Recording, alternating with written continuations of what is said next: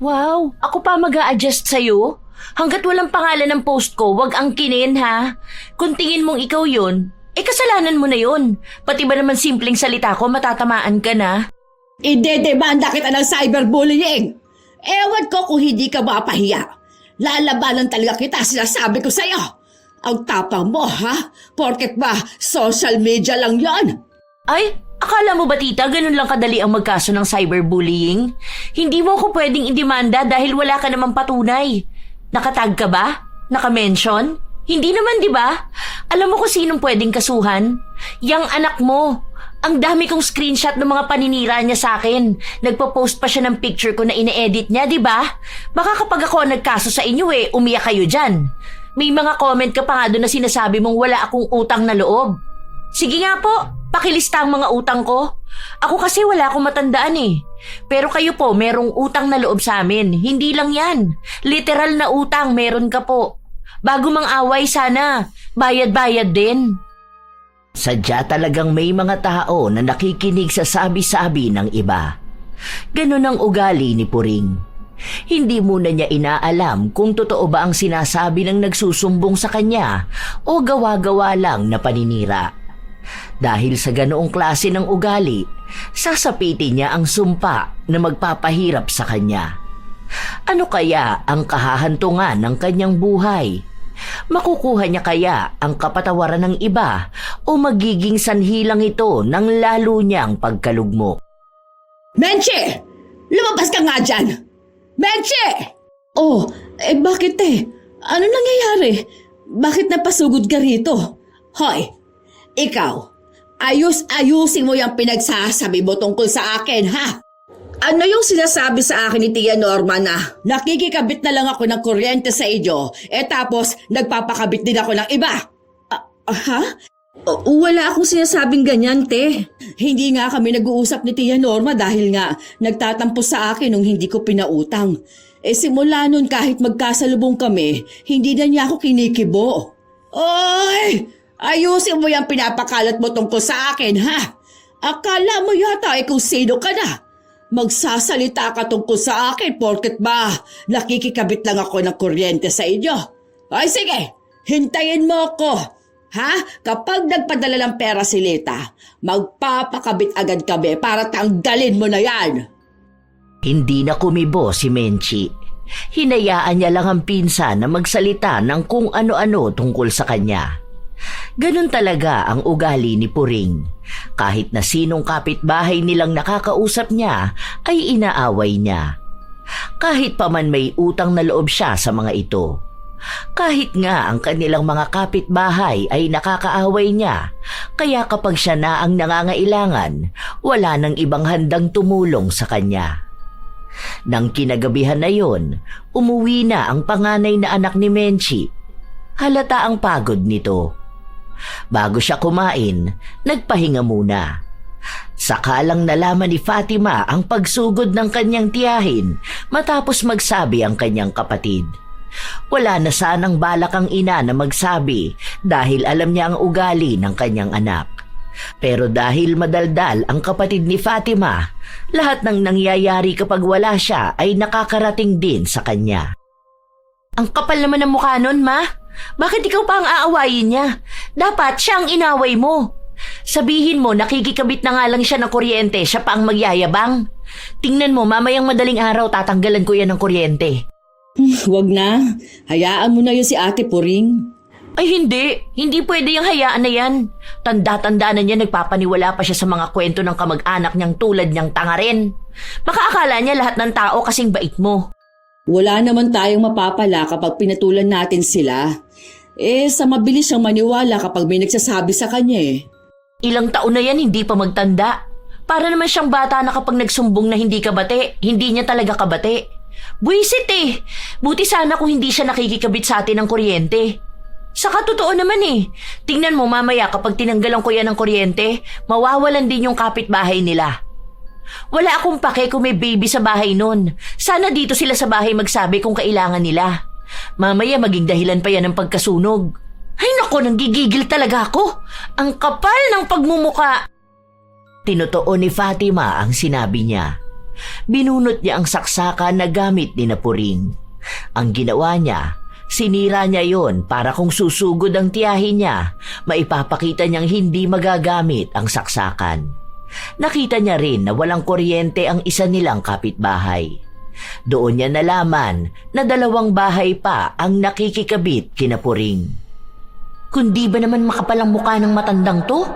Wala na nga silang kuryente tapos pinapakabit pa ang ibang bahay. Ang siste niyan, sa kanya nagbabayad yung 2 bahay. Tapos magbabayad siya sa amin ng 500 dahil electric fan lang gamit nila. Kaya pala sobrang taas ng kuryente namin ngayon. Ay naku, hindi ka talaga makakakabit sa amin. Kuryentehin pa kita dyan makita mo. Katulad ng kanyang inaasahan, nagpunta nga sa bahay nila ang tiyahin niya kahit na 10 oras na ng gabi. Ang kanyang ama ang kumausap dito. Bakas ang kakaunting galit sa boses ni Puring. Nagrereklamo ito dahil mainit daw sa bahay nila. Bakit sila biglang tinanggalan ng kuryente? Ako nag-alis niyan. Kumikislap-kislap kasi yan kanina Natakot ako baka masunog tayo rito. Uso pa naman ngayon ng sunog dahil sa mga kabi-kabilang saksak. Extension yan. Tapos baka sa kanila may nakakabit pa ulit na extension. Naku, mahirap na masunugan. Damay-damay talaga lahat dito. Di wala ka ba lang konsiderasyon sa amin? Alam mo ang init ng panahon tapos tatanggalan mo kami ng kuryente. Anong gusto mo? Magpaypay kami gabi-gabi, ha? Lo, sinabi ko na nga na baka masunugan. Check niyo pa kasi yan Kita mo, nagkikikislap-kislap. Hindi pwede yung ganyan. Kapag nagkasunog dito tapos ang daming tao na mapipinsala, hindi naman sa inyo magagalit. Baka mamaya malaman pa nilang dahil sa pakabit ng kuryente ang naging dahilan ng sunog. Sa amin pa magagalit ang mga tao. Kung hindi kasi sana kayo nagpapakabit sa iba. Anong pinagsasabi mo na nagpapakabit sa iba? Kita nyo, 2 kapitbahay ang walang kuryente nung nawalan kayo. Sige, kapag bukas na ayos yung extension nyo at nagkaroon ng kuryente yung 2, iisa lang ang ibig sabihin nun. Grabe naman ang coincidence kung nawalan kayo ng kuryente pati rin sila. Hindi naman brown out. Ang sama talaga ng ugali mo, ano? Ay opo, yes po. Yan din sabi sa akin ng mga kakilala ko. Kaya nga wala akong gaanong friends Mga friend ko kasi masasama rin ng ugali. At talagang proud ka pa sa ganyan mong ugali? Opo, bakit naman po hindi? Kung kayo nga po proud kayo na ganyan ang ugali nyo tapos ako hindi pwede. Kung palaaway ka, then palapatol naman ako. Ganun lang yun. Nag-uumpisa na ang init ng kanilang pagtatalo. Inawat na lang si Fatima. Pero kahit na ganon, hindi pa rin naibalik ang kuryente ni Puring. Nung nagkabit ng bagong saksakan, sinira ulit ito ni Fatima. Halos 3 araw na walang kuryente ang 3 kapitbahay nila. Isa yon sa mas lalong kinakagalit ni Puring. Hanggang sa isang araw, muli na naman itong sumugod sa bahay ni Menchi. Ang hinahanap naman na nito ay si Fatima. Wala naman dito si Fatima, te. Nasa trabaho niya, bakit? Ano yung mga parinig sa akin ng walang yamong anak doon sa, ano ba yon? Sa messenger yung note. Hindi ko alam, te. Wala naman akong nakikita. Ang sabi sa akin ni Tia Norma, para daw sa akin yung mga parinig niya na makapalabok ka. Naku, pinangalanan ka ba, te? Wala. Pero alam daw ni Tia Norma na ako yon. Dahil nga nasabi ko sa kanya yung sa naging pagtatalo namin ng anak mo. Dahil sa kuryente na hindi ko alam kung sinasadya niyang tanggalin. Wala naman palang pangalan, te. Baka naman hindi ikaw yun. Marami yung friends sa Facebook. Pinagtatanggol mo pa yung anak mo. Kaya yan lumalaking sutel dahil kinukonsinti mo ang pagiging masama niyang tao. Hindi naman sa ganun, te. Alam ko naman na maldita si Fatima pero hindi naman siya masamang tao. Magkaiba yun, te. At sa pagiging maldita niya, hindi ko yun hawak dahil ugali na yun ang henerasyon nila. Pero hindi ko pinalaking masamang tao ang anak ko. Para namang hindi ko alam kung anong ugali mayroon niyang anak mo. Ang daming sinasabi sa akin ni Tia Norma, ha? Galit na galit daw palagi ang anak mo na yan. Tapos kung ano-ano pang mga chismis na pinapakalat niya tungkol sa akin, hindi ko kayang palampasin to mga ganito. Nung isang araw, Ang sabi sa akin ni Tia Norma, narinig daw niya yung kaibigan ni Fatima na magsabi, bakit pa ako pinapakabit ng kuryente? Dapat daw magdusa akong papakin ng labok. Hindi naman din sila nag-uusap ni Tia Norma, ate. Isa pa, wala namang sasabihin na gano'n ng anak ko. Kilala mo naman si Tia Norma. Minsan hindi niya alam kung anong sinasabi niya. Tapos kapag kinokompronta naman yun sasabihin niyang hindi niya sinabi. Hindi na lang yun pinapatulan ng anak ko, gawa nga ng matanda na. Hindi nga sila ni Norma. Pero yung anak ni Norma, di ba, friend sila sa Facebook. Paano? Blinak ako ng anak mo. Takot ata na makita ko mga kalokohan niya sa buhay. Mamaya babalikan ko yan at mag-uusap kami. Ayaw ko pa naman sa lahat yung pinaparinggan ako sa social media. Kapag naisipan niyang i-unblock ako, yun ang gagawin niya. Pero kapag magpaparinig sa akin sabay block, kung hindi ba naman siya duwag sa personal, hindi ba? Hindi pa man nakakauwi si Fatima, nakaabot na sa kanya ang balita na yon. Kaya ang ginawa niya, dumiretso siya sa bahay ng kanyang lola Norma para kausapin ito. Siya kasi ang itinuturo ni Puring na nagsasabi sa kanya ng kung ano-anong kinakagalit nito sa kanya. Para matigil na rin ito sa paninira sa kanya. Kaso hindi man sila magkasundo, hindi siya pinapatulan ng dalaga. Hanggang sa dumating na lang ang ganitong sandali na napuno na siya. Na kahit na anong pagtitimpi niya, sasabog pa rin ang kanyang galit. Ayusin niyo naman po ang pagkwento dun sa pamangkin niyo. Para naman po hindi niyo siya kilala. Matanda na rin kayo. Sana huwag kayo pa naiimbento. Ayaw niyong nababastos kayo pero kayo naman ang gumagawa ng paraan para bastusin kayo. Daig niyo pa ang bata kung magsumbong kayo ng walang katuturan Ano, hahaba po ba ang buhay niyo kapag naninira kayo ng tao? Magiging masaya ba kayo sa langit kapag alam niyong may nagagalit na tao? Hindi pa kayo magbago kakaunti na nga lang ang ilalabi niyo sa mundo. Di pa puro kabutihan ang ipairal niyo. Kaya naniniwala ako na hindi lahat ng matatanda dapat nire-respeto Respetuhin kung sinong may respeto rin sa iba. Nagpaawa naman ang matanda. Pakunwari na siya ang aping-api para magmukhang napakasama talaga ni Fatima. May paiyak-iyak pa itong nalalaman. Dahil nga sa matanda na siya, iisipin ng mga nakakakita na walang modo si Fatima. Pero ilan naman sa mga kapitbahay nila, alam ang away nila. Iba sa kanila, kampi kay Fatima. Ang iba naman ay naiinis sa kanya dahil hindi siya naaawa sa matanda. Pero para sa dalaga, kung nais ng isang tao na galangin siya, bata man o matanda, dapat ay marunong din siyang gumalang ng iba. Ilang sandali lang din ay dumating si Puring. Sakto at natalo siya sa sugal, kaya ang galit niya ay kay Fatima niya nais na ibaling. Dahil silang dalawa naman talaga ang nagkakainitan simula pa nung una.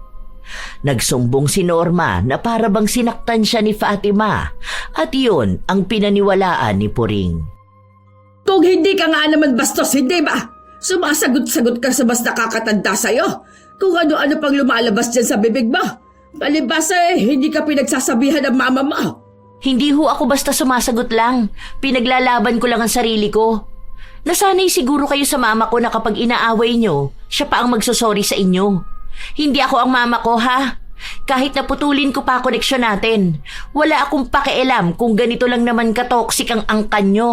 Animal ka talaga! Oh, sige, subukan mo akong saktan. Magkakademandahan talaga tayo. Huwag nyo ko sinusubukan.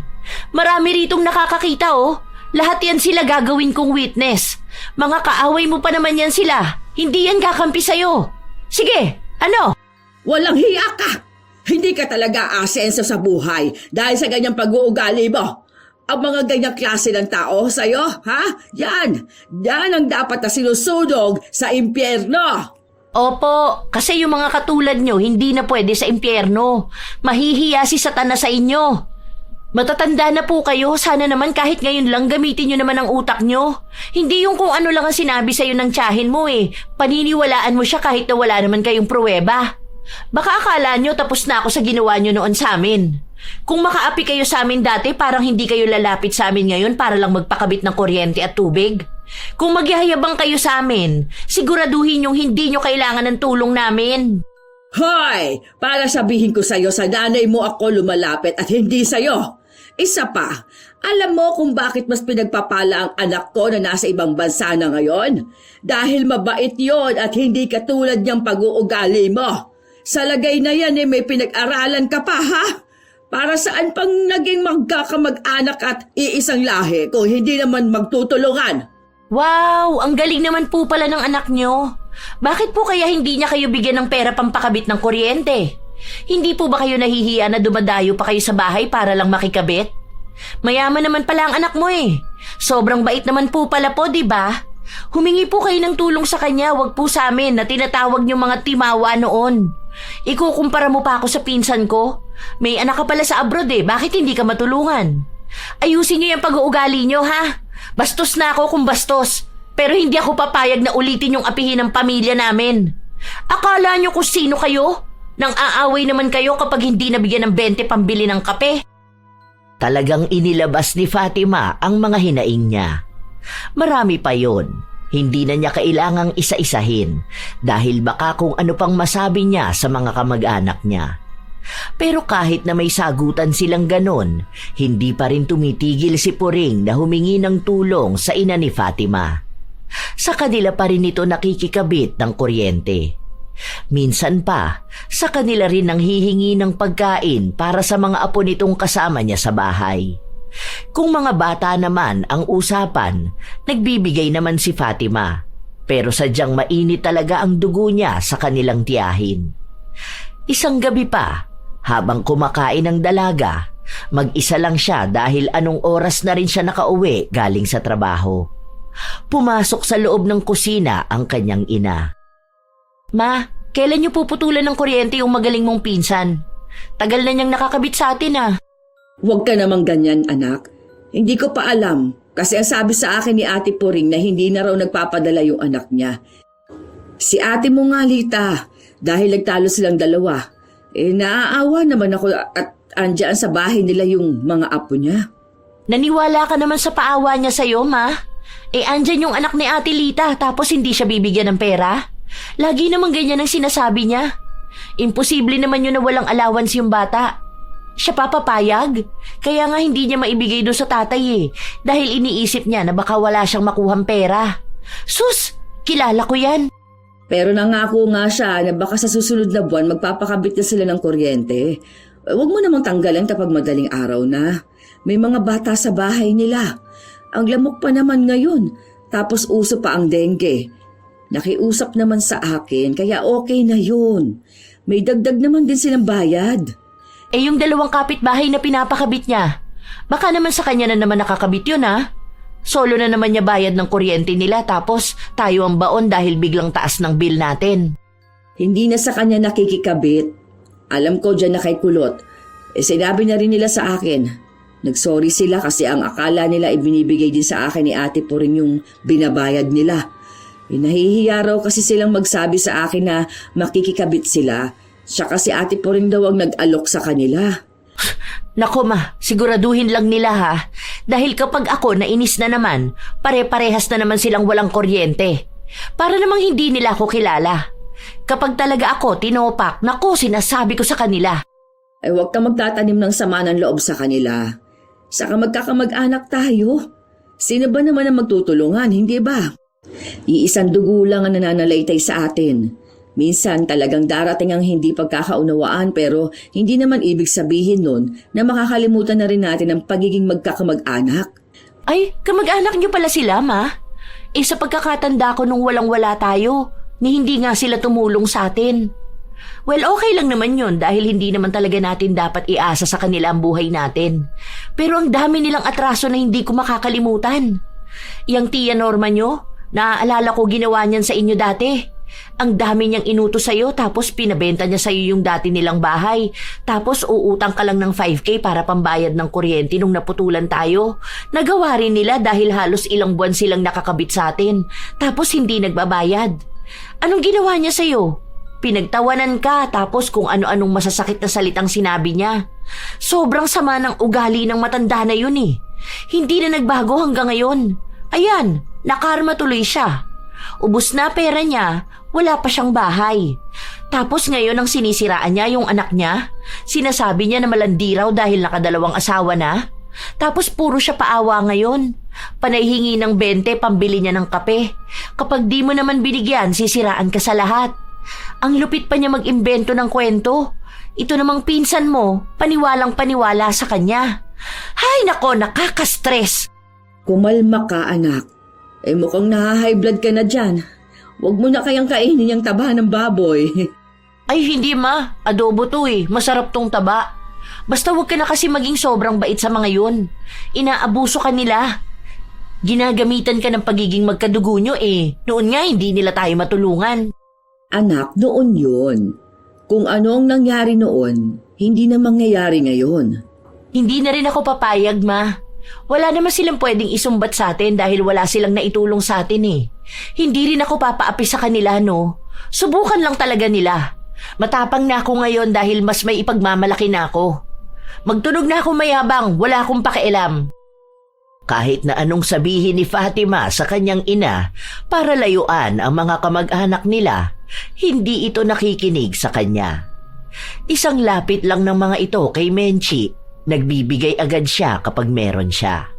Minsan ay itinatago sa kanyang anak ang pagtulong niya, lalo pat manggagalaiti talaga sa galit si Fatima. Isang araw, wala ang dalaga dahil nasa trabaho ito.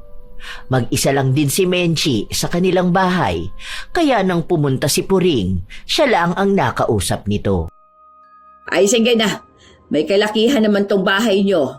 Hindi naman pwedeng sumiksik sa bahay yung anak kong yon. Kasi nga magugulo yung mga bata. Baka mahirapan yun sa pag-aaral niya. Nag-review pa naman yun para sa exam nila. Hindi ko pa alam, te. Kailangan ko pang kausapin ng asawa ko at si Fatima. Wala na kasing bukod na kwarto rito sa bahay. Yung isa na yan, lagayan niya ng mga gamit ni Fatima. May collection kasi yan ng K-pop. Tapos yung sa mga drawing niya. Yes! Wala naman palang kwenta yung mga nakalagay sa kwartong yan. Bakit hindi nalang ipaubaya sa anak ko, hindi ba? Pamangkin mo naman yun. Tsaka pinsan naman yun ni Fatima. Kung walang pwesto sa kwarto niya yung mga basura na ganon, bakit hindi nalang niya itapon, hindi ba? Ano ba namang magagawa niya mga Koreano na yan? Kaunting tulong lang naman ang hinihiling ko sa inyo. Bakit nga ba dito sa amin mo pinapakiusap ang bunso mo? Di ba nakatira yun doon sa bahay ng ate niya? Yun na nga ang problema Nakaaway ko nga itong anak ko kahapon. Paano? Nangihingi nga ako ng pera, ayaw akong bigyan. Tapos ayun, pinagalitan ko. Pati kapatid niya nadamay na rin. Ewan ko pa sa bata na yun. Alam mo naman ugali nun. Sutil. Katulad niyang si Fatima mo. Kaya silang nagkakasundo noon Bahay naman din to ng lola natin, hindi ba? Baka lang naman na may konsiderasyon kayo sa kamag-anak nyo. Hindi ko pa sigurado, te. Mamaya pag uwi nga ng asawa ko at ni Menchi pag-uusapan namin tong ganito, ha? Hindi ako pwede magdesisyon basta. Maagang umuwi si Fatima matapos niyang malaman ang gustong gawin ni Puring. Alam niya kasi na kapag ina niya ang nagdesisyon, papayag agad ito. Naaawa naman ako kay Arjeline. Mabait na bata pa naman yun. Hindi naman pwedeng puro na lang awa, ma. Para namang hindi mo kilala yung bata na yun. Nakausap ko nga ate niya hindi naman totoo na basta lang niya pinalaya si Arjeline.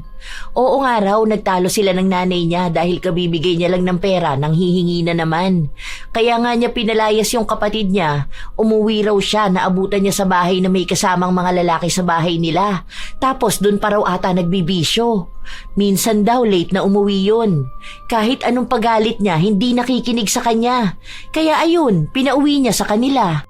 Ang sabi kasi ng tita mo, alam mo namang naaawa ako doon sa bata na yun. Paano kung talagang kailangan niya ng tulong, hindi ba? Sayang naman ang pag-aaral niya. Hindi naman ganun lang yun, ma. Walang mangyayari kung panay na lang awa ang nararamdaman mo sa mga kamag-anak mo. At anong sinasabi niya na bahay naman to ng lola nyo? Sa'yo na to nakapangalan. Saka tayo nagbabayad at nagpagawa nito. Aangkin na naman siya kahit na hindi naman kanya. May sarili naman silang bahay, hindi niya patirahin anak niya. Baka kamo gusto niyang tayo lahat gagasto sa anak niya. Ang galing niya naman. Pero kahit na hindi payag ang dalaga na tumira sa kanila ang kanyang pinsan, mas nanaig pa rin talaga ang awa ng kanyang ina. Ibinigay muna ang kwarto ng kapatid niya at magkasama silang matutulog sa iisang kwarto. Inis na inis si Fatima. Hindi dahil kasama niya ang kapatid niya, kundi may ibang taong tutuloy sa bahay nila. Mabuti sana kung maayos na pinsan ito o kaya ay sadyang nangangailangan ng tulong. Pero ang ina nito ay ang kamag-anak na ilang beses na nanghamak ng pamilya nila. Katulad nga ng inaasahan niya, may kakaibang inaasta si Argeline. Hindi pa nila alam kung may ninanakaw ito, pero madalas kasing nakikita nila na kung ano-ano ang ginagawa nito. Hanggang sa dumating na ang araw na nagbibisyo na ito sa loob ng kanilang bahay. Minsan pa, nagdadala ng mga barkada niya. Dahil doon, kinausap ni Fatima ang kanyang ina. Ngayon mo napuntahan yon, ma. Sabihin mo sa kanya na paaalisin mo na rin yung anak niya rito sa bahay. Kagabi anong oras na ako natulog? Puyat ako kakahintay na umalis yung tropa niyang nasa kwarto niya. Tapos nung isang araw naabutan ko yan nagiinuman sila rito. Ang tamad pa niyan. Hindi naman sa ginagawang katulong pero sana naman matuto siyang sinupi ng pinaggamitan niya. Nung nakaraan kumain siya tapos iniwan lang sa lamesa yung pinagkainan niya. Baka akala niya nasa restaurant siya. Nag-chat na ako kay Ate Puring. Ang sabi niya sandali lang daw. Kakausapin niya ang anak niya. Sinabi ko nga na wala pa rito. Iintayin na lang natin baka tinatawagan na niya. Ilang oras lang din ay pumunta sa bahay nila si Puring kasama ang anak niya. Hindi pa nila alam kung anong nangyayari pero galit na galit si Puring. Halos magwala na siya dahil sa pagbukas niya pa lang ng pinto ay padabog na. Nagulat naman ang mga tao sa loob ng bahay dahil sa ginawa niyang yun. Bakit ka naman nagagalit sino pa namang hindi magagalit? Tumatratuhin ninyo yung anak ko ganun-ganun na lang. Ang kakapal ng mga pagbubuka ninyo. Nakisuyo naman ako na maayos sa inyo Pumayag ka naman na kahit hanggang graduation lang ni Argeline siya magstay rito dahil baka magbigay na ng pampagawa silita ng bahay namin. Kung umasta kayo sa kanya para bang hindi ninyo siya kamag-anak. Ganyan palang pag-uugali ninyo na hindi pa nga kayo nakaka-asenso pero lumalabas ng mga tunay ninyong kulay. Ano bang ginawa namin dyan sa anak mo? Ni hindi nga namin yan kinakanti rito? Kung ano-ano na namang pinagsusumbong mo dyan sa nanay mo, Argeline. Alam mo naman na pinaniniwalaan yan lahat. Kapag sinabi mo dyan na pinapakain ka namin ng tae, malamang maniniwala yan. Parang hindi ginagamit ang utak. Isa ka pa!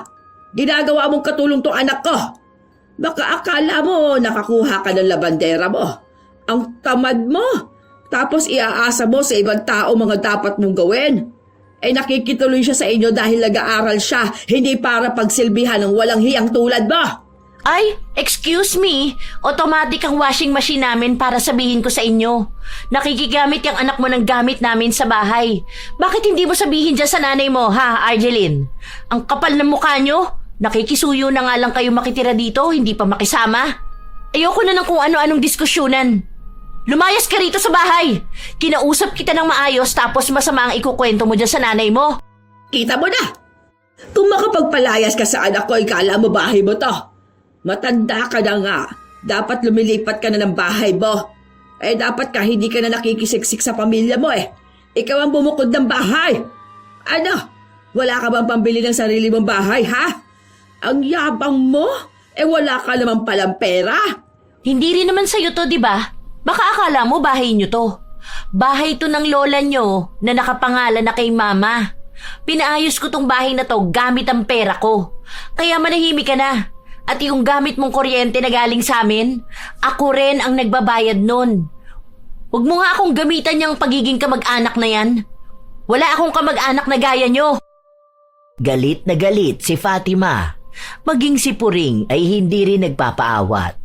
Aabot na sana hanggang sa baranggayan. Mabuti na lang at naawat si Fatima. Sadyang palaban ng dalaga dahil hindi rin siya papayag na makakarinig ng pangit na salita. Simula ngayon, hindi na kayo makikikabit ng kuryente sa amin, ha?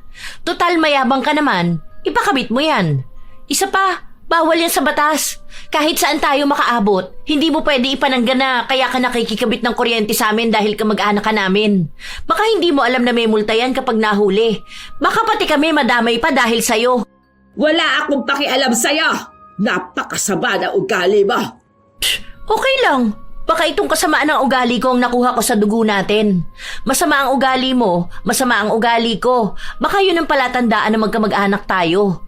At least alam mong totoo nga na magkadugo tayo kasi nananalitay sa dugo natin ang pagiging masama ang ugali. May mga comment ka pa nga doon na sinasabi mong wala akong utang na loob. Sige nga po, pakilista ang mga utang ko. Ako kasi wala akong matandaan eh. Pero kayo po, merong utang na loob sa amin. Hindi lang yan. Literal na utang, meron ka po. Bago mang away sana, bayad-bayad din. Anak, tama na yan. Huwag mong sagot-sagutin ng tita mo. Tumigil ka na, anak, ha? Yan! Pagsabihan mo yung anak mong bastos. Walang moda! Sayang lang ang gastos ng pinag-aaral yan. Tinatawag na edukadang sarili pero ganyan naman ang ugali. Hindi naman ikaw ang nagpaaral sa akin, kaya huwag kang manghinayang. Wala kang gasto sa akin kahit na magkano. Kada salita ni Puring, siya namang sagot ng dalaga. Siya ang nagsasalita para sa kanyang ina. Si Menchi naman ay panay lang ang awat sa kanyang anak. Si Fatima ang pinapatahimik niya, isa rin sa dahilan kaya naiinis ang dalaga. Natigilan na lang sila nung sumali na ang ama ni Fatima.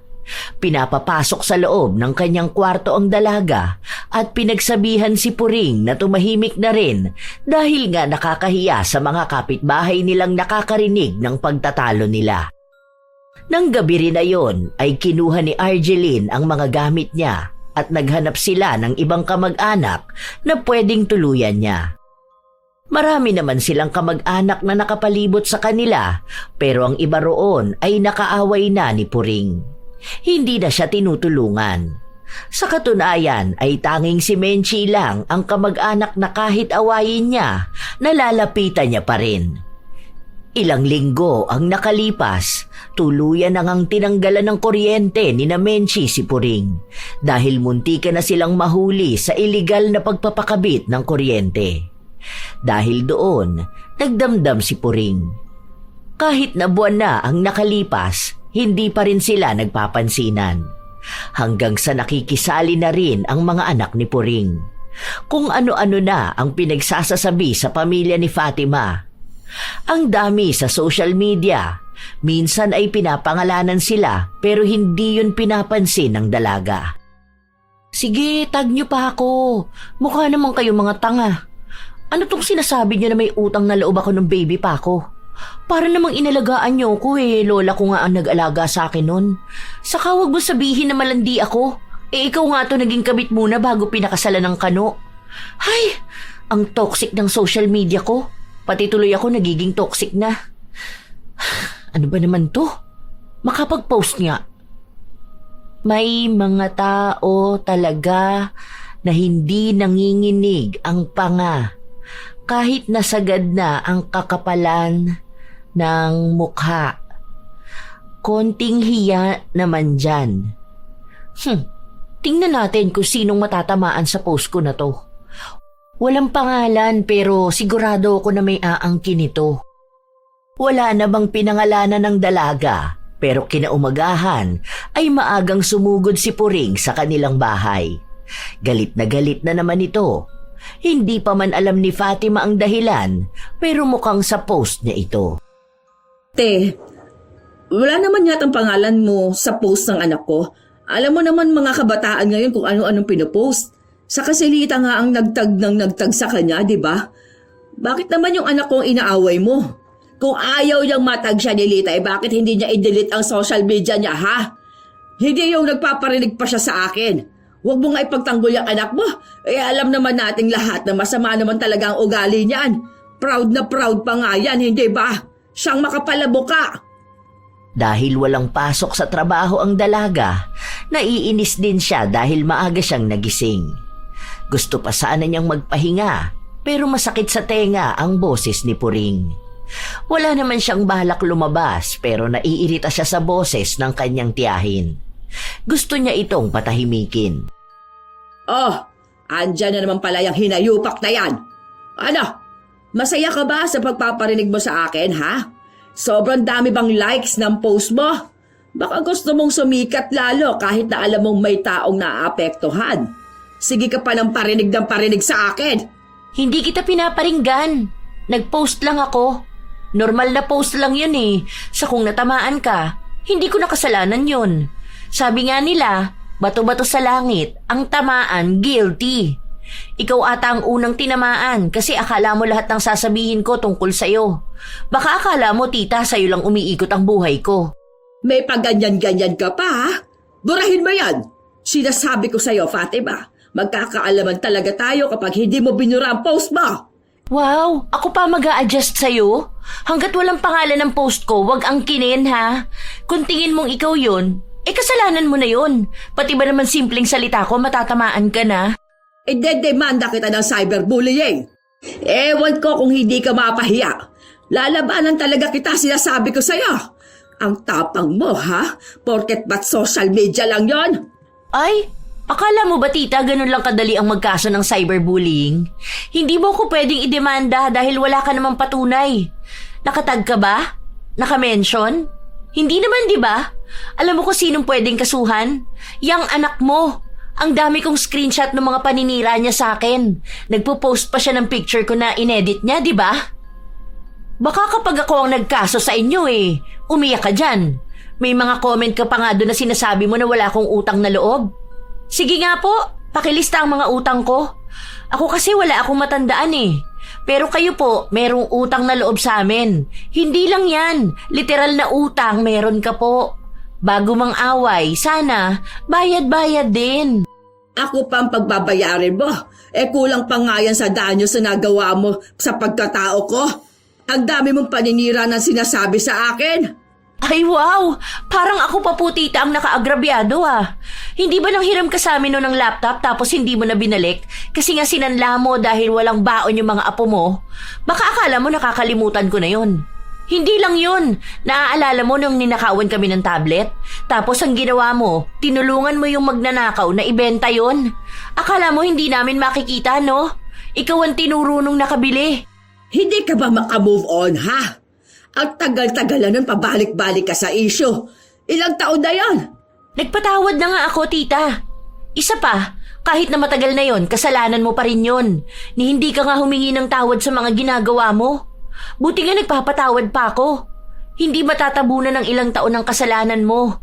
Yun ang isa sa problema sa'yo. Akala mo kapag tapos na, okay na. Aba, dapat lang. Sino ka ba para magtanim ng sama ng loob sa akin? Wala kang karapatan dahil mas matanda pa rin ako sa'yo. Pero dati pa naman po yun. Ngayon, mahirap na ako magpatawad. Hindi na nga dapat kita kinakausap Lalo na hindi na rin naman kamag-anak ang tingin ko sa'yo. Siguro masasabi ng iba na mas malagkit pa rin ang dugo, pero sa akin hindi. Kaya kong mag-cut tie sa mga kamag-anak na toxic at pabigat sa buhay ko. Kaya ikaw ang mag-move on. Tinanggalan ka lang ng kuryente, akala mo inapi ka naman. Responsibilidad mo naman magpakabit ng sarili mo dahil kamo may anak kang nasa ibang bansa. Tama na yan. Baka kung saan na naman umabot ang usapan na to Tepo rin naman. Alam kong meron kayong hindi pagkakaunawaan ng anak ko pero sana naman wag mong bigyan ng ibig sabihin yung mga galaw niya.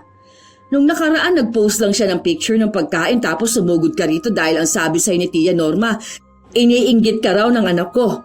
Wala na mo nakasulat doon. Post lang mismo ng pagkain. Yung tinanong kita kung sino nagsabi kay Tia Norma, hindi niyo naman masagot. Yun na nga. Kaya nga magbura siya na social media niya. Lahat tanggalin niya. Try mo na lang kayang i-block ang anak ko. Hindi naman pwedeng alisin niya ang social media niya. Kasi doon lang din naman niya nakakausap ang iba niyang kamag-anak sa mga kaibigan. Saka sa panahon ngayon, maraming nagagawa ang social media lalo na sa generation nila. Para ano? Para hindi ko makita mga pagpaparinig niya sa akin? Kung gusto niyang wala akong makita, wag siyang mag-post o kaya i-delete niya. Ganun lang naman yung kasimple. Siya nga ang nagpapaka-toxic sa social media. Hindi na lang nagsalita si Menchi. Sanay kasi si Puring na siya ang huling nagsasalita. Kaya kapag may sumagot pa sa sinasabi niya, babawian niya ito ng isa pang salita hanggang sa hindi sila matatapos kung hindi tatahimik ang isa. Magiging malala lang din ang awayan dahil minsan kapag galit na galit talaga si Puring, nakakapanakit siya ng iba. Nang umalis na rin ito, saka naman pinagsabihan ni Menchie ang kanyang anak na bakas pa rin ang gigil sa tiyahin niya. Huwag mo na rin pagpapatulan ng mga yon. Wala ka rin namang mahihita sa kanila kapag inaway mo. Sana, tuwing mga away siya ng walang katuturan, manginig ang panga niya. Nakakainis eh. Para naman madala siya. Sa ilan pang mga araw na nakalipas, hindi pa rin tumitigil ang mga anak ni Puring na siraan ng dalaga sa social media.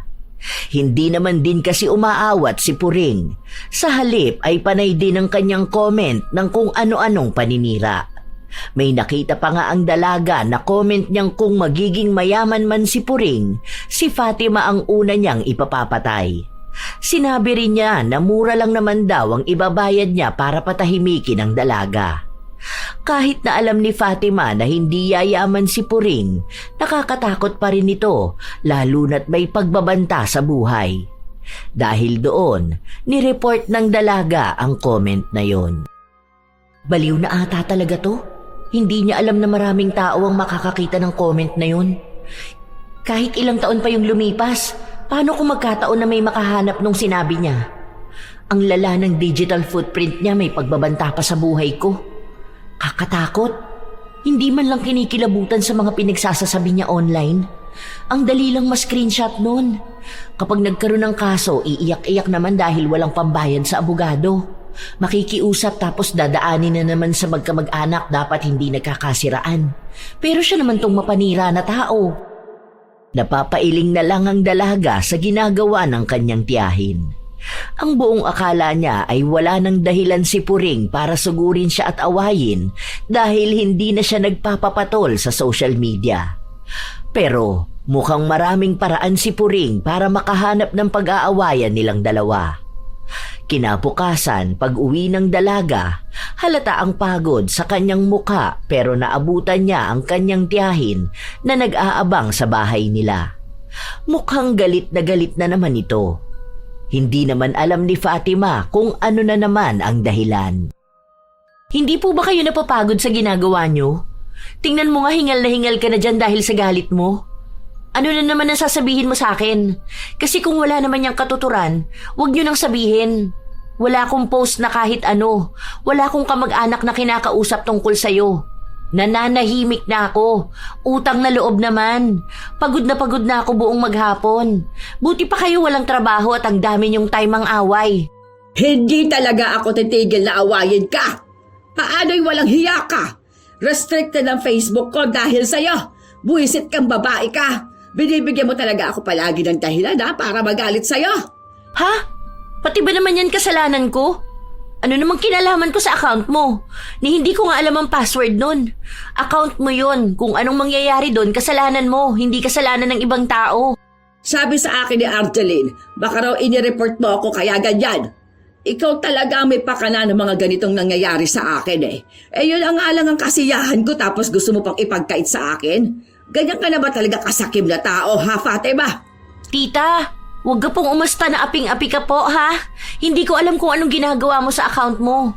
Baka naman may nalabag ka sa guidelines tapos sa akin mo isisisi. Yung mga nangyayari sa inyo, hindi ko po yan kasalanan, ha? Huwag kasi puro bashing ang inaatupag sa social media. Kaya dapat hiwalay ang Facebook ng mga toxic na tao eh. Hindi na lang binigyan ng pansin ni Fatima ang pang-aaway sa kanya ng kanyang tiyahin. Kahit naman anong sabihin niya ay hindi rin naman ito titigil sa pagsasalita. Hanggang sa umuwi na lang si Puring. Pero kahit na naglalakad dito pa uwi, dinig pa rin ang pagdaldal nito. Alam ni Fatima na ipinagkakalat na rin ng kanyang tiyahin kung gaano siya kasamang tao. Pero wala na yon para sa dalaga dahil bata pa lang naman siya noon, naririnig na niya yon. Kahit noong nasa elementarya pa siya, pinapatulan na niya si Puring. Pinagkakalat din ang kung ano-anong maling balita tungkol sa kanya at kapag sumagot siya, susugod ito sa kanilang bahay. Hindi ko alam kung nababaliw na yung pinsan mo, ma. Lahat na lang yata isisisi niya sa akin. Baka kapag sininok yun, susugod yun dito para mang-away. Ako na naman sisisihin niya kung bakit siya sinisinok. Ay, nakakasawa yung ganung pag-uugali. Bata pa lang ako noon, ganyan na siya. Hanggang ngayon ba naman? Tingnan mo, magkakakampi sila ng mga kamag-anak niya laban sa akin. Sa susunod niyan, kaaway na naman niya anak niya. Ang gulo ng buhay niya. Hayaan mo na lang. Wala ka din namang mapapala kapag pinatulan mo siya.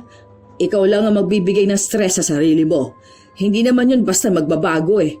Ay, hindi uubra sa akin yung hayaan na lang siya. Kaya yan namimihasa kasi puro hayaan. Tingnan mo yung tiyahin mong si Norma.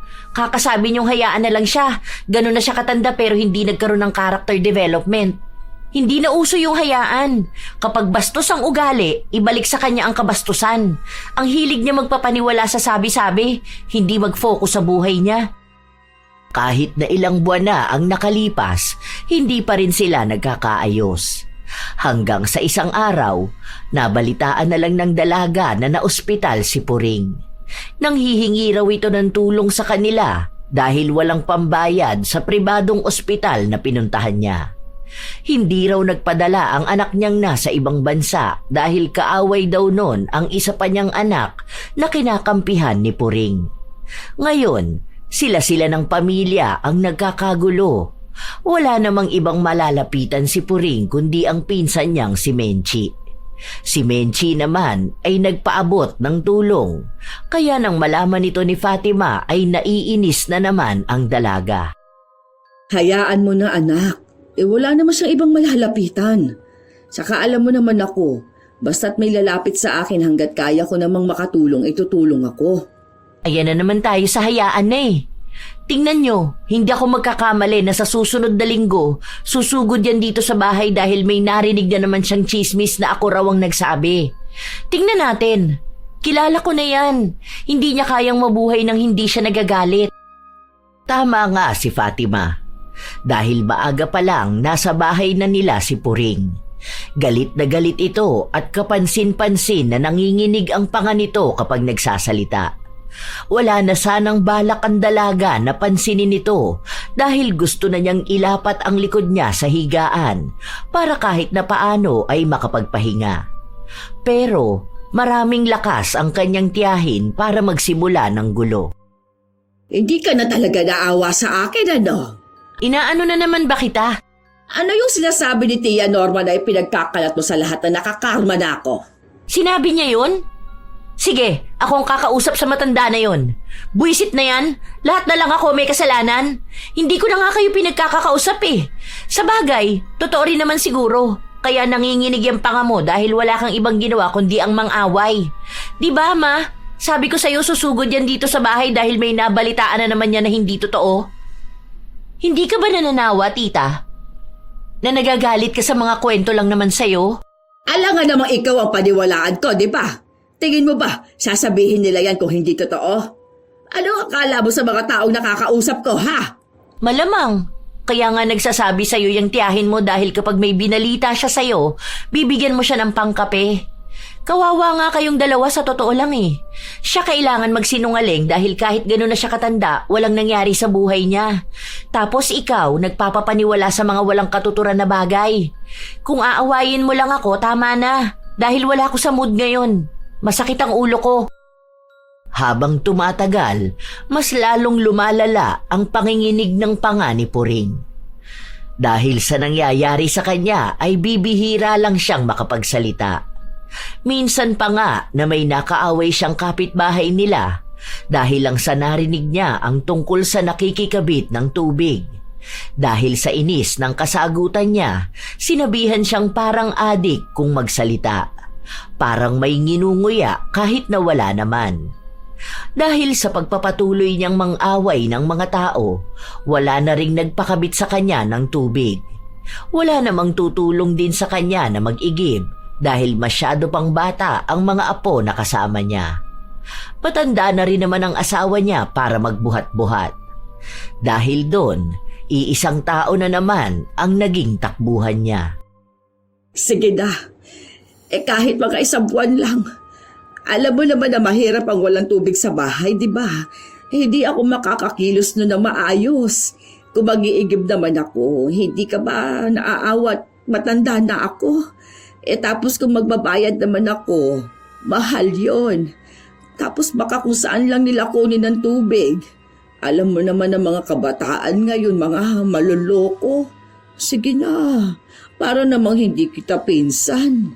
Wala tayong pagdadaanan na hose. Pwede yan yung paikot sa likod ng bahay ni Ate Juvie, oh. Kaso mahabang hose ang kailangan natin kapag ganun. Ang mahal pa naman ng hose ngayon. Pero kung meron ka naman, sige, okay lang.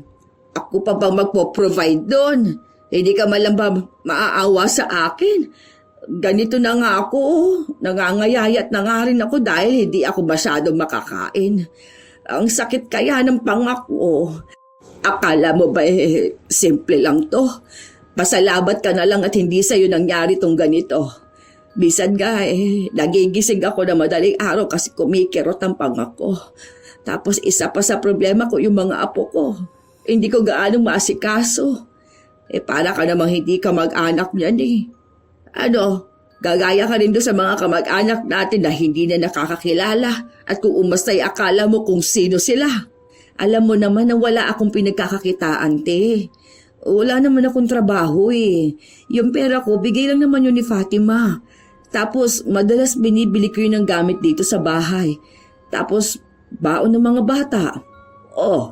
Yung pera na lang ng anak mo. Para saan ba naman yung tutulong ka sa akin, di ba? Baka naman makonsensya ka nan kapag wala na ako, ha? Aanhin pang damo kung patay ng kabayo, ika nga, di ba? Alam ko naman na may pagtatalo kami ng anak mo. Bastos naman kasi yun. Pero sigurado namang hindi yun magiging dahilan para hindi mo ako tulungan, hindi ba? Magpinsan tayo. Nadala na naman si Menchi sa mga paawa sa kanya ng pinsan. Inilihim niya sa kanyang anak ang pagpapakabit ng tubig kay Puring at maging ang paggastos niya para bumili ng hose. Ilang buwan ang nakalipas, hindi pa rin pinapaalis ni Puring ang pagpapakabit niya ng tubig. Hindi pa rin yun napapansin ng dalaga dahil ang dami niyang ginagawa sa trabaho, kaya kapag umuuwi siya ng bahay ay pagod na siya. Ang kanyang ina rin naman ang nagbabayad ng bills. Nag-aabot lang siya ng pera kada sahod. Hanggang sa isang araw. Anong oras ang graduation bukas ni Lian, ma? Basta 12 p.m. daw dapat andoon na. Hindi ko lang alam anong oras ang start. Baka siguro mga 1 or 1:30 ganon. Bakit? Sasama ka ba? Wala ka bang pasok bukas? Hindi ko alam. Baka susunod ako. Maaga na lang ako uuwi. Undertime na lang siguro ako bukas. Graduation din ng apo ni Puring, di ba, ma? Makapuring ka naman dyan. Titang mo yun, hoy. Ano ka ba? Pero oo, bukas nga rin. Ang bilis ng panahon Noong nagpupunta yun dito sa bahay, ang bata pa nun. Magkikita pala kayo doon, Huwag niyong isasama bukas yon kapag kakain tayo sa labas. Yung bata pwede pa, pero yung pinsan mo wag. Masisira lang talaga ang araw ko. Ipapabukod ko bill niya. Malamang yung anak no na nasa abroad magpapadala sa kanya. Pagkatapos nilang magsiraan sa social media, hayun, bati na sila ngayon. Mga baliw Hanggang sa kinabukasan, naging abala pa rin ang dalaga. Pero katulad nga ng kanyang pangako, sumunod naman siya. Sakto natapos na ang graduation at umaalis na ang mga tao. Hinahanap ni Fatima ang kanyang ina nang makita niyang tila sinisigawan nito ni Puring. Dinuduro-duro niya pa. Dahil doon ay galit na nagtungo roon si Fatima. Ano bang ginagawa mo? Wala ka na talagang hiya, Pati ba naman sa ganitong lugar? Aba, kayong walang hiya! O ayan, dumating ka na para naman maging mas masaya ang pagpapahiya ko sa mga walang kwentang tao. Te, pag-usapan na lang natin to sa ibang lugar. Ang daming nakatingin sa atin, Hindi! Ay masyado kang atribida Ano na naman ba to, ha? Bakit dito ka pa gumagawa ng iskandalo? Paano yung nanay mo masyadong papansin? Siya ba naman ang umakyat sa apo ko? Moment ko na to, mga agaw ka pa! Hindi ko naman sinasadya, te. Umiiyak na yung bata kasi nga siya na yung susunod tapos wala ka pa. Nung tinawag siya, pumunta na ako kasi nakakaawa naman. Aakyat sa stage, mag-isa lang siya. 5 bata na ang natawag pagkatapos niya saka ka lang dumating. Hindi ko naman alam na nasa banyo ka pala noon.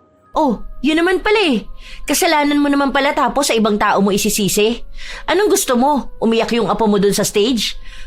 Baka akala mo ganun ka kaimportante sa lahat ng tao rito para ihinto nila ang graduation hanggang sa dumating ka. Mga away ka pa, hindi ka nalang magpasalamat. Wala talaga sa hulog yung pag-uugali mo. Kami ang ipapahiya mo eh. Ngayon pa lang alam na ng mga nakakarinig sa atin kung anong mali mo. Huwag mo akong pinagsasalitaan ng ganyan, buisit ka! Ano na namang ipagyayabang mo sa akin ngayon? Na nakikikabit na naman ako ng tubig sa inyo, ha? Wala kayong karapatan namang agaw ng moment ko. Apo ko yun eh.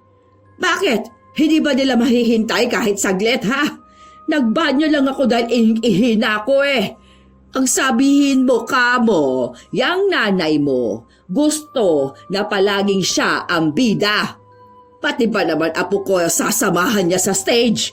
Una, hindi ko alam na nakikikabit ka sa amin ng tubig. Yun naman pala eh. Ikaw ang may kailangan sa amin, hindi kami. Dahil sinabi mo yan, bukas na bukas wala ka ng tubig. Huwag mong inaaway ang mama ko ha. Kung noon kaya nyo siyang ipahiya, hindi na ngayon. Wala ka ipagmamalaki sa akin dahil ikaw ang nakikinabang sa amin.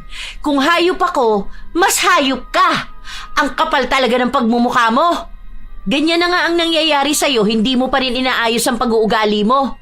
Masamang tao na ako sa pagsagot ko sa nakatatanda pero sa totoo lang, kasi hindi naman lahat ng nakatatanda dapat talagang ginagalang eh. Mukhang sa edad mong yan, ngayon ka dapat tinuturuan ng leksyon. Nagmamalasakit na lang sa apo mo, magagalit ka pa. Kung aakyat yan mag-isa sa stage, baka dalhin niya yung lungkot ng graduation niya hanggang sa paglaki niya. Dahil sino ba naman bata ang gugustuhin umakyat mag-isa sa stage? Palibasa wala kang alam. Simula ngayon, wag na wag ka na lalapit sa amin at hihingi ng tulong ha. Kaya mo na yung sarili mo! Umalis na rin agad sila dahil sa kahihiyan ng pag-ieskandalo ni Puring. Hindi lang doon natapos ang lahat dahil maingay na naman si Puring sa social media. Kung ano-ano na namang mga pinagsasabi niya. Lahat yon ay may kinalaman sa pagiging masamang ugali ni Fatima. Isang hapon, habang nasa kwarto ang dalaga, nagbabasa siya ng mga post ng kanyang tiyahin. Huwag kang makipagkaibigan sa taong magagalitin, ni sumama sa taong madaling magalit. Baka matuto ka ng kanyang mga daan at maging patibong ito sa iyong kaluluwa. Ay wow, ibang klase. May pa-Bible verse pa talaga siya. Pagkatapos nito, may post naman ng paninira sa akin na masama ang ugali ko. Ayan, kaya nare-restrict ang account mo eh, kung ano-anong kalokohan niyang pinaggagawa mo. Hay nako, kailan kaya magbabago to? O ang tanong, kung magbabago pa ba siya?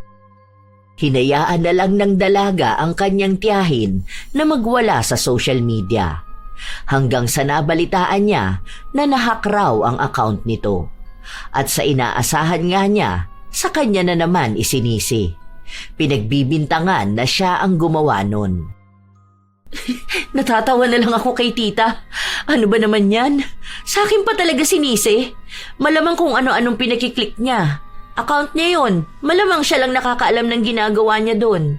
Mukha ba akong hacker? Ni wala nga akong gaanong alam sa technologies na yan. Sarili ko ngang account minsan hirap pa akong i-access. Tapos bubuksan ko pa account niya. Ang sabi nga niya sa akin, may nag-send daw ng link sa kanya tungkol daw ata sa magbibigay ng 100K ang Jollibee. Kapag click niya, ayun daw, parang nagloko yung Facebook niya tapos bigla na lang niyang hindi mabuksan. Nung nabuksan na niya, kung ano-ano na raw post niya at pinagsisend sa mga FB friends niya. Oh, yun naman pala. Siya naman na may kasalanan nun. Buti wala ako kanina, baka nag-away na naman kaming dalawa. Diba? Sabi na ang bilis niya magpapaniwala sa mga nakikita at naririnig niya eh. Kaya kapag sinabi sa kanyang magbibigay ng 100K si SpongeBob, maniniwala talaga siya. Tapos kapag na-scam siya, sa akin niya isisisi. Para namang kasalanan ko ang katangahan niya. Ano na pala nangyari dun sa panga niya, ma? Nakatabingi na nga, pero nanginginig pa rin. Para siyang kumakain ng bubble gum. Ang sabi pa nga niya sa akin, madalas daw mangalay ang panga niya. Ang laki nga ng ipinayat niya ngayon. Ang tanda ko nga, sabi niya, 47 na lang daw ang timbang niya. Dagdag pa na stress siya sa lahat ng bagay. Paano naman kasing hindi siya masistress kung lahat na lang papansinin niya? Nagpaka-toxic na tao kasi siya eh. Ngayon ramdam na niya yung sarili niyang lason. Maaawa na sana ako sa kanya kaso hindi naman nagbabago ang ugali niya. May nangyayari na nga sa kanya pero hindi niya pa rin inaayos ang pakikitungo sa ibang tao. Inaaway niya pa rin yung mga tao na hindi dapat inaaway. Hay nako, paano siya tutulungan ng iba kung ganyan siya? Sa mga sumunod pang araw, kung ano-ano na lang ang nababalitaan ng dalaga tungkol sa kanyang tiyahin. Minsan pa nga itong naipatawag sa barangay dahil may sinaktan itong dalagita dahil lang sa narinig niyang kwento kung kani-kanino. Mas lalong dumami ang naging kaaway ni Puring. Pati pamilya niya ay nagkagulo-gulo na rin dahil kahit mga anak niya ay inaaway niya. Hanggang sa lumala na rin ang nangyayari sa kanyang panga. Bibihira na lang siyang magsalita dahil kumikirot ito palagi. Kahit nadalhin siya sa ospital, walang ibang paraan para gumaling siya. Dahil hindi naman natitigil ng mga gamot na iniinom niya ang panginginig ng kanyang panga. Mas lalo lang nakakaapekto sa katawan niya ang mga gamot. Nakakasama pa nga sa kanyang kalusugan. Hanggang sa lumapit ulit si Puring, pero sa pagkakataon na ito, ay si Fatima na ang hiningian niya ng tulong. Esensya ka na, pamangkin. Patawarin mo sana ako sa mga nagawa ko. Sana tulungan mo naman ako. Yung pinsan mo kasi, blinak ako sa Facebook. Yung iba mo namang pinsan, wala namang maitulong sa akin. Pasensya ka na rin, tita. Hindi ko pa alam kung kailan kita mapapatawad. Kailangan ko ng panahon. Kaya pasensya na kung wala ako maitutulong sa'yo ngayon. Sige na, pamangkin. Para saan pa na magkadugo tayo kung hindi naman tayo magtutulungan, di ba? Hindi naman siguro ganyan ang turo sa'yo ng mama mo. Siguro kung mapapatawad kita, mahaba-habang panahon pa. Hindi naman ganun kadali magpatawad kahit pasabihin nating magkadugo tayo. Ang dami niyong ginawa sa akin, pati sa pamilya ko. Yung mga pamamahiya mo sa akin sa social media, yung mga paninira mo sa akin sa ibang tao, hindi yun madaling kalimutan. Hindi ko rin sigurado kung totoo nga yung paghingi nyo ng tawad o ginagawa nyo lang yan dahil wala na kayong malalapitan kundi ako. Iba po ang ugali ko. Alam niyo yan. Sisihin niyo na ako kung ganito ako pero mukhang hindi naman kayo nagsisisi sa mga ginawa niyo noon. Hanggang ngayon ginagamit niyo pa rin ang pagiging magkadugo natin. Naging matigas si Fatima. Ang daming samaan ng loob ang kinikimkim niya ng mahabang panahon. Alam niyang makakapagpatawad naman siya pero hindi sa ganoong biglaan. Lalo na at alam niyang humihingi lamang naman ng tawad si Puring dahil sa kanya lang ito may makukuha. Dahil kung tunay ang paghingi niya ng tawad, dapat alam din ni Puring kung ano ang pagkakamali niyang ginawa. Hindi niya pwedeng gamitin na lang palagi ang salitang kamag-anak. Dahil ang mga nagawa niyang mali noon kay Fatima, nag-iwan ng malalim na sugat at ang iba roon ay hindi pa rin naghihilom. Kung kailangan ni Puring ng tulong, kailangan din ni Fatima ng panahon para maghilom. Ilang linggo pa ang nakalipas, nabalitaan na lang nila na malala na ang nangyayari kay Puring. Nangangayayat na raw ito ng sobra, maging ang asawa nitong matanda na ay nagkakasakit na rin.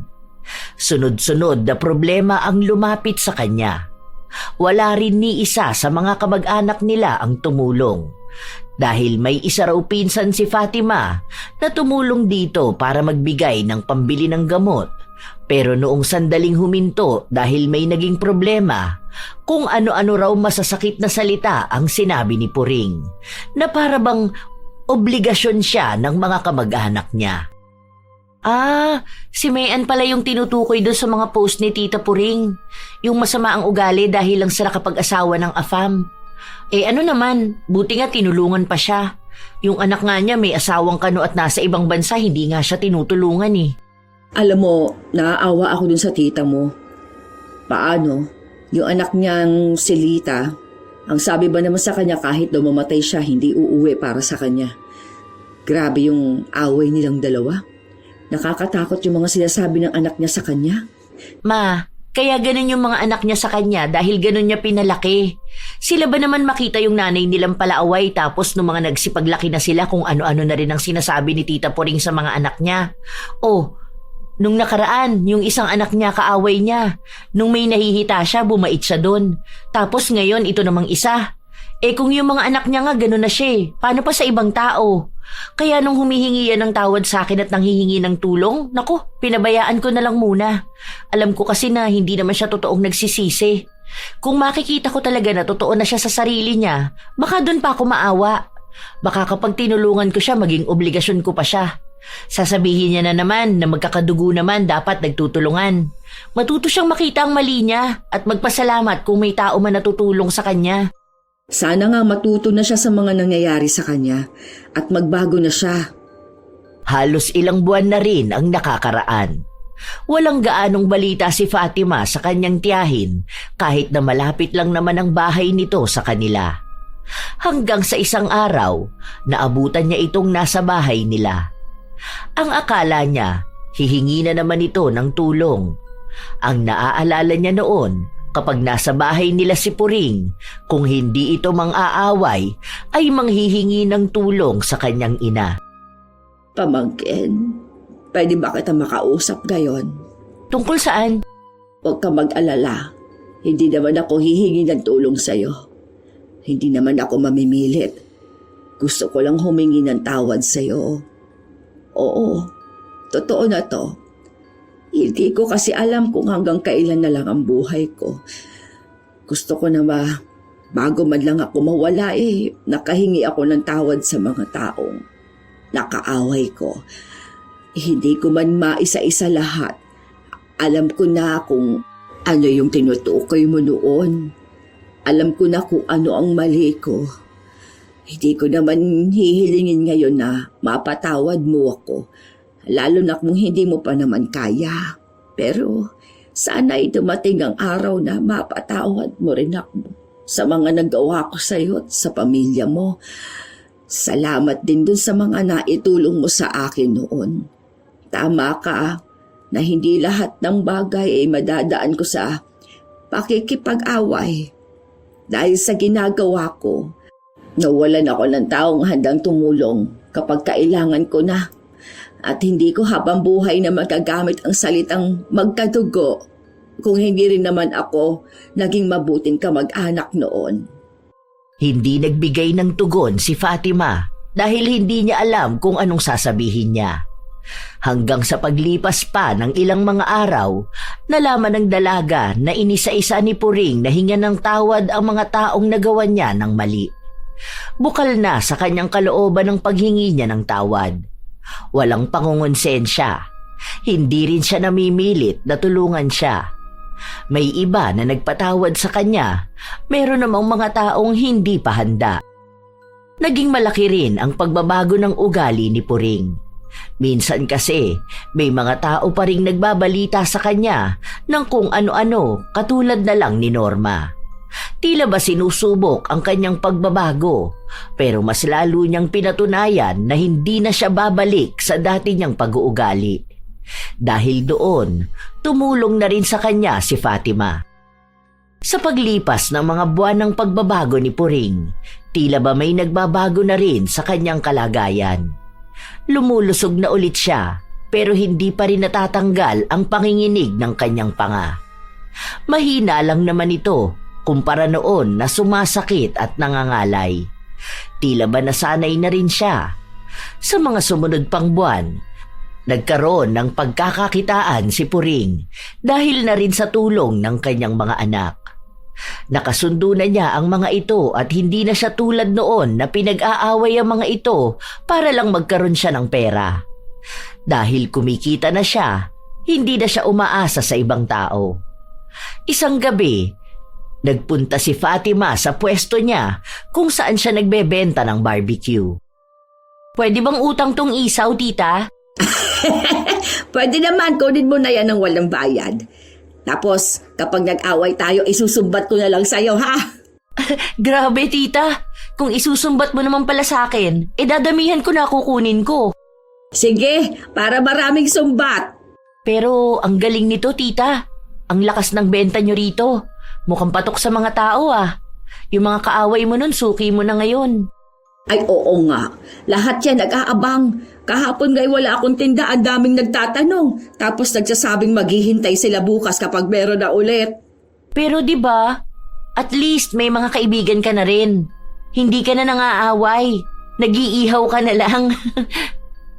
Naging maayos ang samahan ng magtiyahin. Hindi lang naman si Puring ang humingi ng tawad dahil maging si Fatima ay humingi ng tawad sa inasta niya noon. Lalo na nung mga panahon na nag-aaway sila. Alam kasi ng dalaga na may mga nakakasakit din siyang salita dahil mas pinangunahan siya ng kanyang galit. Dahil doon, naging maayos din ang lahat sa kanila. Kapag may kailangan ng tulong, may nagbibigay ng tulong. Walang galit, walang panunumbat, walang awayan. Habang si Puring ay nagbago, si Norma naman ay ganun pa rin. Kahit na tumanda na siya, kung ano-anong maling balita pa rin ang kanyang sinasabi. Mabuti na lang at hindi na nagpapapaniwala si Puring. Hindi naman alam ni Fatima kung magbabago pa ang kanilang lola.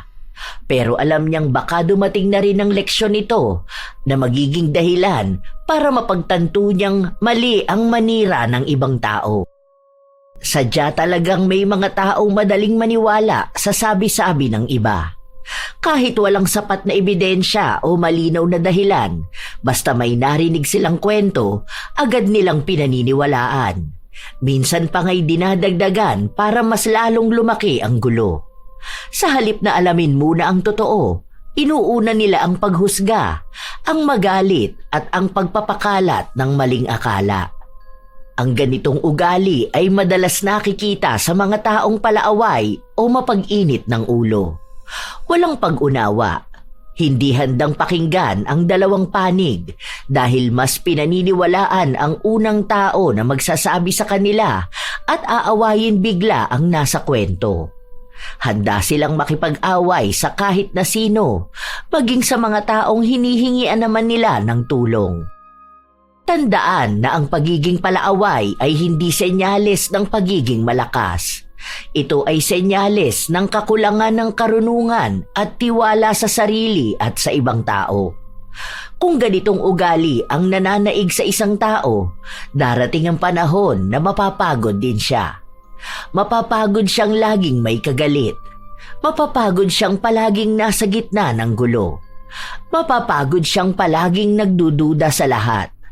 Dahil sa bawat galit na pinairal, may kapayapaang nawawala. Sa bawat sabi-sabing pinaniniwalaan, may relasyong nasisira. Kaya kung isa ka ring tao na ganito ang ugali, mas mainam na piliin mong maging mapanuri kaysa maging palaaway. Piliin mong manahimik kaysa makipagtalo sa hindi pa malinaw. Piliin mong magtanong kaysa manghusga. Dahil sa dulo, ang taong marunong umintindi ay mas panatag kaysa sa taong laging naniniwala sa sabi-sabi. Kaya mga apo, huwag niyong hahayaan na masira ang relasyon niyo sa isang tao dahil lang sa mga naririnig niyong sabi-sabi. Hindi lahat ng katotohanan ay nakukuha lang sa tsismis at kapag naman nangailangan ng tulong sa kanila rin lalapit. Kayo ba mga apo, may nakilalang taong katulad ni Puring? Palaaway at mabilis maniwala sa kwento at paninira ng iba? Kung gayon, ibahagi nyo naman ang inyong sariling karanasan at nais ko itong mabasa. Naway may natutunan kayo sa ating bagong kwento.